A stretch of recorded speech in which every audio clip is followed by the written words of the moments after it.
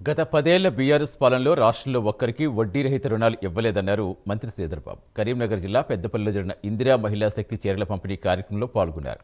మహిళల అభ్యున్నతి, ఆర్థిక బలపాటు, సంతోషభరితమైన కుటుంబ జీవితం కోసం ప్రతి పథకం రూపొందించామని తెలిపారు మంత్రి. మహిళలు బలంగా ఉంటే సమాజం బలపడుతుందని తెలిపారు.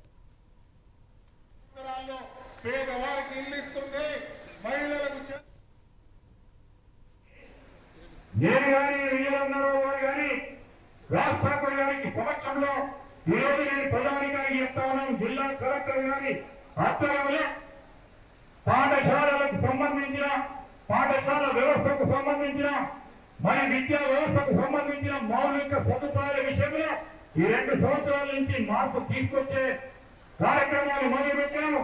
ఇంకో 2 సంవత్సరాల్లో మీరు ఇప్పుడు చూస్తున్న పాఠశాల ఏ విధంగా ఉంది, 2 సంవత్సరాల కాలం లోపల ఈ మార్పు చేపట్టి ఈ జిల్లాకు సంబంధించిన ప్రతి పాఠశాలకు సంబంధించిన మార్పు చేపట్టే మళ్ళా మీ దగ్గరికి వస్తామని మీ అందరికీ మనం చేస్తున్నాం. మన పిల్లల చదువు మన ముఖ్యం.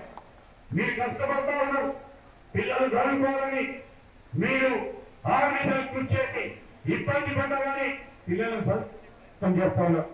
ఆ ప్రయత్నంలో ప్రభుత్వ విద్య అంటే ఫ్రీగా ప్రభుత్వం ఇచ్చే విద్య పరంగా నాణ్యమైన విద్యను అందించాలి. పాఠశాల విద్య ఇంగ్లీష్ మాధ్యమంతో పాటు ఏ విధంగా అయితే ఇంగ్లీష్ మీడియంలో మరి పిల్లలు చదువుకుంటున్నారో వారికంటే ధీటుగా మన పిల్లలను